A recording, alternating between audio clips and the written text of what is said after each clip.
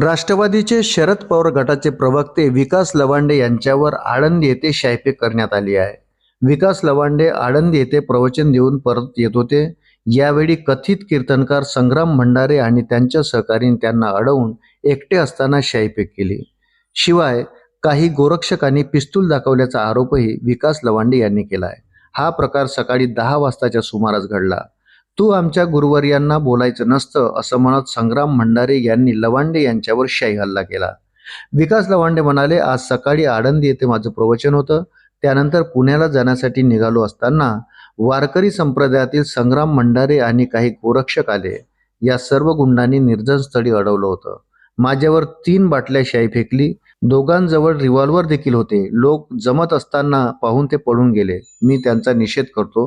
पोलिसांनी तत्काळ या सर्वांवर कारवाई करावी। जोपर्यंत त्यांना अटक होत नाही तोपर्यंत लोणी काळभोर पोलीस स्टेशनमध्ये माझा सत्याग्रह सुरू राहणार आहे। पुढे बोलताना विकास लवांडे म्हणाले, आता सर्वांनी लोणी काळभोर पोलीस स्टेशनला यावं। वारकऱ्यातील नथुराम गोडसे अर्थात गुंड संग्राम भंडारे आणि काही गुंड गोरक्षक यांनी 3 4 व्हीलर मध्ये आले होते। आज माझे आळंदी मातोबाची तालुका हवेली येथे प्रवचन संपल्यानंतर आता 10 वाजता मी परतत असताना माझी गाडी अडून माझ्या अंगावर शाई ओतली आणि मला धक्काबुक्की केली, पिस्तूल दाखवला आहे। नंतर ते पळून गेले। त्या निषेधार्थ मी लोणी काळभोर पोलीस स्टेशनला फिर्याद देण्यासाठी आलो। पुणे पोलीस आयुक्तांनी ताबडतोब त्या सर्व माझ्यावर हल्ला करणाऱ्या गुंडांचा कायदेशीर बंदोबस्त करावा। तोपर्यंत मी लोणी काळभोर पोलीस स्टेशन येथे सत्याग्रह करत आहे। या प्रकरणावर बोलताना आमदार रोहित पवार म्हणाले, महाराष्ट्राच्या थोर वारकरी संप्रदायात घुसखोरी केलेल्या कट्टरतावाद्याविरोधात राष्ट्रवादी काँग्रेसचे प्रवक्ते विकास लवांडे हे गेल्या काही दिवसापासून पुराव्यासह आवाज उठवत आहेत।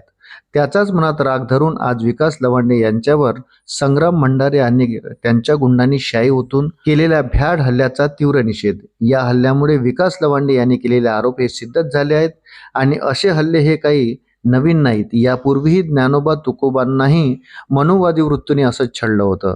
त्यामुळे या गुंडांच्या हल्ल्याला आम्ही भीक घालणार नाही। या हल्ल्यातील सर्व गुंडांच्या सरकारने तत्काळ मुसक्या आवडाव्यात आणि हा हल्ला करताना लवांडे यांना जीवे मारण्याची धमकी दिल्यामुळे त्यांना तातडीने पोलीस संरक्षणही पुरवावं, अन्यथा सत्तेच्या आशीर्वादानेच केलेला हा हल्ला आहे असे आम्ही समजू।